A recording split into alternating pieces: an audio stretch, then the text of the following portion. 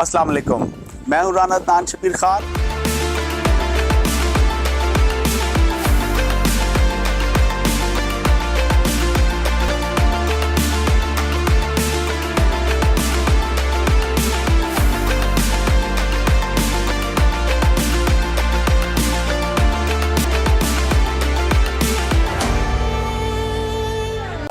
अस्सलाम वालेकुम, मैं हूँ राना अदनान शबीर खान और आप देख रहे हैं नुआए फिक्र। चीफ जस्टिस काजी फाइज ईसा, जिनको पाकिस्तान टेलीविजन पर एयर टाइम एंजॉय करने का बहुत शौक है, खैर उनसे पहले वाले चीफ जस्टिस को भी था, लेकिन उनका तरीका वारदात थोड़ा डिफरेंट था।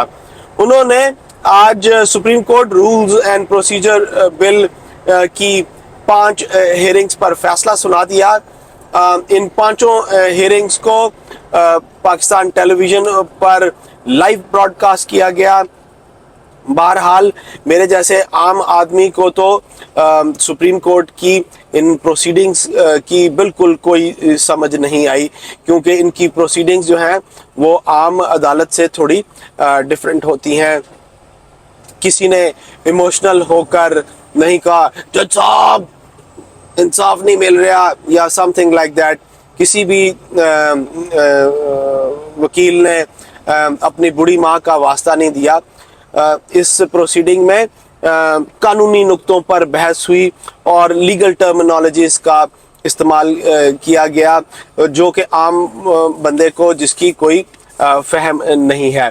इस केस में बेसिकली 9 दरखास्तें थीं जिन पर समाअत की गई और फाइनली फैसले में ये जो एक्ट है उसको कानून में तब्दील कर दिया गया और ओवरऑल कहते हैं कि 10-5 की अक्सरियत से इस एक्ट को कानूनी शक्ल दे दी गई। 9-6 की अक्सरियत से ये फैसला भी दिया गया कि सुप्रीम कोर्ट के फैसलों के खिलाफ नज़रसानी नहीं बल्कि अपील की जा सकेगी और इस फैसले का नफाज जो है वो माजी से नहीं होगा बल्कि आने वाले फैसलों पर इस एक्ट का नफाज होगा। और इस पॉइंट पर भी 8-7 की अक्सरियत थी। यूं 20 अप्रैल के फैसलों पर 20 अप्रैल के बाद वाले फैसलों पर अपील की जा सकेगी, उससे पहले वालों पर इसका इतलाक नहीं होगा। वो जो एक माइंडसेट था कि शायद मियाँ साहब को कोई रिलीफ मिलेगा इसमें, ये ऐसी कोई बात नहीं हुई। बहरहाल इनमें नैब तरामीम का केस भी आ जाता है। अगरचे इलेक्शन एक्ट का रिव्यू भी डिसमिस हो चुका है, मगर क्या इस रिव्यू को अपील का हक दिया जाएगा या नहीं, ये भी एक सवाल उठता है। बहरहाल ओवरऑल आईनी माहिरीन ने इस फैसले को पाकिस्तान की अदालती तारीख में एक माइलस्टोन करार दिया है और वो ये कहते हैं कि इसको पाकिस्तान की अदालती तारीख में सुनहरे हरूफ से लिखा जाएगा।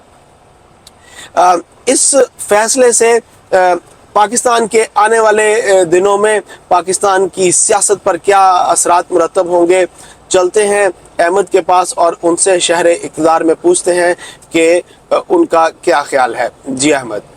जी अस्सलाम वालेकुम राना साहब। राना साहब, सुप्रीम कोर्ट का फैसला आ गया जिसने रूल्स एंड प्रोसीजर बिल जो था उसको जो पास किया था कौमी असम्बली में उसको उसने अलाउ कर दिया और उसको कह दिया कि ये लागू होगा, रिजेक्ट नहीं किया।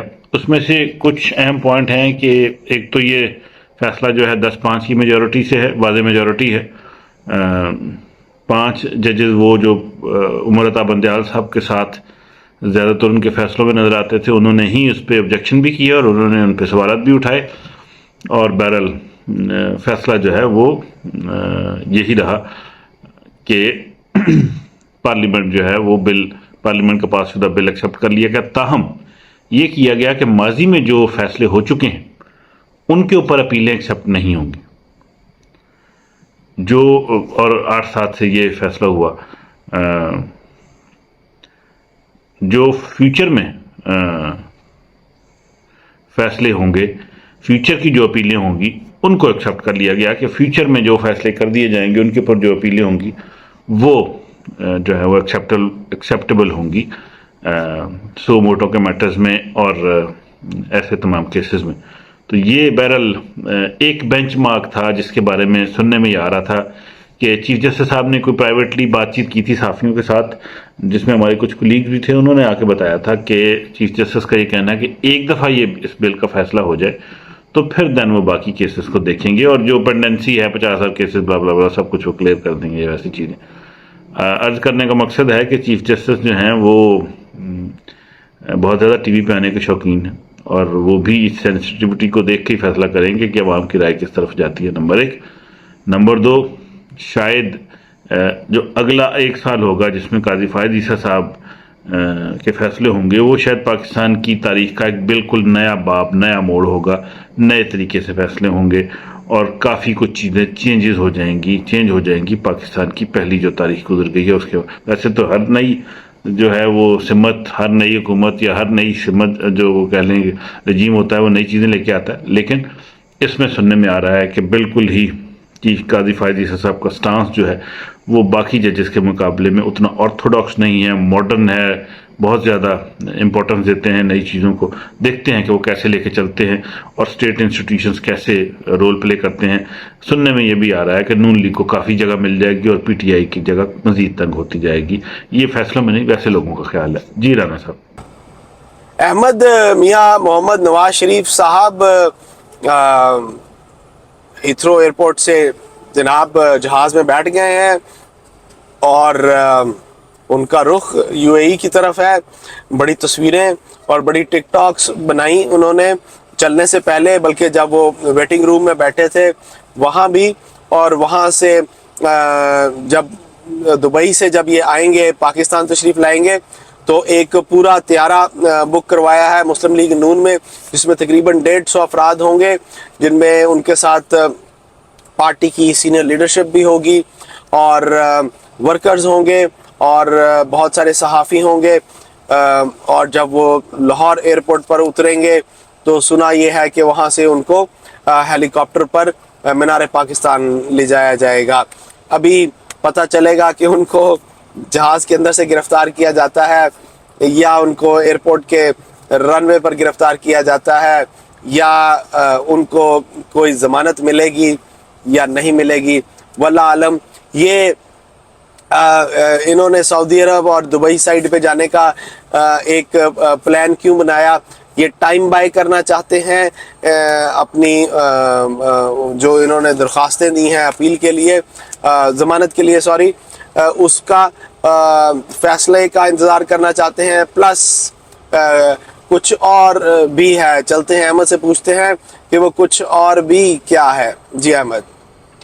جی ران صاحب، میاں محمد نواز شریف صاحب لندن سے آج چل پڑے، وہ سعودی عرب پہنچ جائیں گے۔ 1 ہفتے کا قیام ان کا، یعنی 10 تاریخ آج ہے، 11 ہے، تو 12 کو اگر وہ چلتے ہیں، 10 11 12 کو، تو وہ تقریباً 19-20 تک رکیں گے سعودی عرب میں، اور 20-21 کے بعد شاید یو اے ای اور پھر ڈائریکٹ یا پاکستان جو ہے وہ 21 تاریخ کو پاکستان میں فلائٹ ہوگی۔ یہاں پہ کافی جو ہے وہ نون لیگ کافی تیاریوں میں، اور میرا خیال اچھا خاصا استقبال کی توقع ہے۔ میاں صاحب کا ایک بڑا اسٹرانگ قسم کا استقبال ہوگا، تمام انسٹیٹیوشنز کی سپورٹ بھی ان کو حاصل ہوگی۔ تو اگر وہ، اور سعودی عرب سے چونکہ ہو کے آ رہے ہیں تو ایک تاثر وہ یہ دینے کی کوشش کر رہے ہیں، یا تاثر دیا جا رہا ہے کہ سعودی سپورٹ بھی ان کے ساتھ ہے۔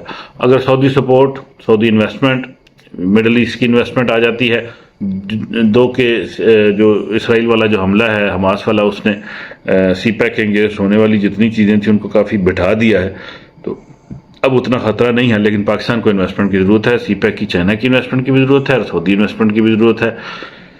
تو اگر میاں صاحب اس انویسٹمنٹ کو لے آتے ہیں اور حکومت بھی بنا لیتے ہیں الیکشن جیت کے، تو کہہ لیں کہ کافی سینیریو چینج ہو جائے گا ملک کے مستقبل کا، اگر یہ ہو گیا تو۔ اگر وہ نہ الیکشن جیت سکے تو مکس کام چلا تو پھر بھی مشکل ہوگی، لیکن دیکھتے ہیں کہ کیا ہوتا ہے۔ نمبر 1، اب زیادہ چانس یہی نظر آ رہے ہیں کہ الیکشن ہوں گے، لوگ ابھی بات کر رہے ہیں کہ الیکشن نہیں ہوں گے۔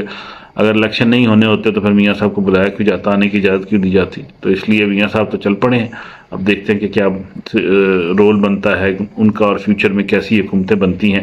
اور اگین جس بات پہ ہم پہلے بھی بات کر رہے تھے کہ سپریم کورٹ نے بھی آج اپنا فیصلہ سنا دیا، یہ بھی ایک بڑا پوائنٹ کنسیڈر ہو رہا تھا میاں صاحب کے آنے میں ایک پوائنٹ یہ بھی تھا کہ جیسے ہی سپریم کورٹ ایکٹیو ہوگی تو یہ والے چیف جسٹس صاحب جو ہیں وہ موسٹ پرابلی نون لیگ کو یا اس سائڈ والا جو تھاٹ ہے یا لوگ جو اس سوچ سے تعلق رکھتے ہیں کہ نون لیگ کو آگے آنا چاہیے اس کو سپورٹ کریں گے, اس کو پروٹیکٹ کریں گے. دیکھتے ہیں, یہ تو سارا سچویشن پہ ڈپینڈ کرتا ہے, کیونکہ الٹیمیٹلی کورٹ نے یہ دیکھنا ہوتا ہے کہ قانون اپنی کیا شکل لے رہا ہے اور قانون کے حساب سے کس چیز کی اجازت ہے. تو یہ سچویشن ہوگی. اب دیکھتے ہیں میاں صاحب کے آنے کا کیا مثبت فائدہ ملک کو ہوتا ہے. جی رانا صاحب, کرکٹ ورلڈ کپ کی بات کرتے ہیں. سب لوگ کرکٹ ورلڈ کپ کی بات کر رہے ہیں, لوگ ایکسائٹڈ ہیں. ابھی تک پاکستان کے لیے خوشیاں ہی خوشیاں ہیں. 2 میچ ہم جیت چکے. پاکستان کا اگلا میچ انڈیا کے ساتھ ہوگا, اور آپ سب جانتے ہیں کہ پاکستان اور انڈیا کا میچ ایک جنگ کی سی کیفیت ہوتی ہے. ہمارے ایک اوپننگ بیٹسمین ہیں جن کا نام ہے امام الحق, جو کہ ایشیا کپ سے ہی آؤٹ آف فارم ہے, اور لیکن وہ چیف سلیکٹر صاحب امام الحق صاحب کے بھانجے ہیں.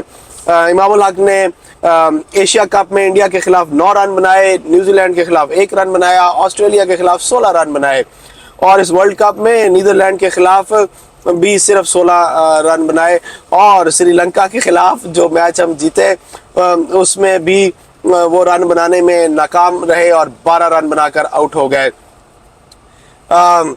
وہ بار بار تھوڑے سے رن بنا کر پویلین میں واپس چلے جاتے ہیں. تو میری ریکویسٹ ہوگی مامو جان سے کہ خدارہ ان کو پویلین میں ہی بٹھا کر رکھیں, ان کو تکلیف نہ دیں کہ وہ چل کر پچ تک جائیں اور پھر اس کے بعد واپس آئیں. کسی اور کو موقع دیں. ہمارے پاس ٹیلنٹ کی کمی نہیں, جیسے کہ میں نے پہلے کہا. چلتے ہیں احمد کے پاس اور ان سے پوچھتے ہیں کہ ان کو کیا امیدیں ہیں. جی احمد. جی رانا صاحب, پاکستان اور انڈیا کا میچ آئندہ چند دنوں میں, اور بڑا امپورٹنٹ میچ. اب دیکھتے ہیں کہ دونوں میں سے کون جیتتا ہے. پاکستانی جو سائیڈ ہے وہ روہت شرما اور انڈین بیٹسمینوں کو بہت زیادہ ڈسکس کر رہی ہے. انڈین سائیڈ جو ہے وہ پاکستانی بولرز کو بہت زیادہ ڈسکس کر رہے ہیں, لیکن جو وکٹیں انڈین کی ہیں اس میں بولر نہیں چل رہے. جو اسپنر ہیں ان کی بال اسپن نہیں ہو رہی, جو فاسٹ ہے ان کی بال بہت کم امپیکٹ کریٹ کر رہی ہے کہ فاسٹ بالر کو کھیلنا بہت زیادہ آسان ہے. لمبے لمبے چھکے پڑ رہے ہیں ان کو, اور حسن علی جن کو بہت سکور پڑ رہا تھا اس کے باوجود بھی انہوں نے وکٹیں لی, کیونکہ وہ ویرائٹی بہت کرتے ہیں. کبھی سلو بال کر دیتے ہیں, کبھی باؤنس مار دیتے ہیں. تو وہ جو اس طریقے سے ویرائٹی رکھتے ہیں تو سیم پہ بیس نہیں کرتے, ویرائٹی پہ بیس کرتے ہیں, تو وہ زیادہ کامیاب رہے. اسکور بھی ان کو زیادہ پڑا, تو اسکور پڑ رہا ہے, سبھی کو پڑ رہا ہے. تو اب دیکھتے ہیں کہ ان وکٹوں کے اوپر انڈیا کی بہت تھکی سے مطلب بیٹنگ وکٹس ہیں. نیا فارمیٹ ہے ورلڈ کپ کا. پچھلی دفعہ تو انگلینڈ نے جو ورلڈ کپ میں کیا تھا کہ وہاں پہ بھی وہی وکٹیں بنا دی تھی جو انڈیا پاکستان کی ہوتی ہیں, یعنی بیٹنگ وکٹس بنا دی تھی, تو بولر کو اتنی ہیلپ نہیں ہو رہی تھی, اس لیے 300 350 اسکور پہ میچ ہو رہے تھے. پاکستان نے بھی 345 کا سکور اچیو کیا ہے. اگر اگلے 2-3 میچوں میں اور اسی طریقے سے وہ اتنا سکور کر جاتے ہیں تو اس کا مطلب یہ ہوگا, ویسے تو سکور پاکستان 300 سے زیادہ کر ہی رہا ہے, 340-45 کا سکور اچیو کرنا اور پھر اس کو مینٹین کرنا, اور فیوچر میں یہ ثابت کرنا کہ ہمارے ہر اننگز میں ہمارے 1-2 بیٹسمین 1-2 سینچریاں کر کے تو ٹیم کو 350 تک لے جا سکتے ہیں سکور کو. تو یہ ایک اچھا کہہ لیں کہ پاکستان کی طرف سے ہوگا. اور جس ذہانت کے ساتھ رضوان نے بیٹنگ کی, پھر انہوں نے غزہ فلسطین کے نام بھی اپنی اننگز کو کیا, فتح کو بھی کیا, تو اچھی اسٹریٹجی ہے. اور جس ذہانت سے, کیونکہ کرکٹ میں آپ کو ذہانت, چلاکی, ہر طریقے سے کھیل سے اگلے کو ہرانا ہے. الٹیمیٹلی اسٹریٹجی اور اس میں کیا کھیلتے ہیں. بابر تھوڑے سے سادہ آدمی ہیں, رضوان اور باقی ٹیم والے تھوڑے سے چلاکیاں کرتے ہیں, اور یہی ضرورت ہوتی ہے کہ اگلے کو ڈیفیٹ کر کے کنفیوز کر کے میچ جیتا جائے.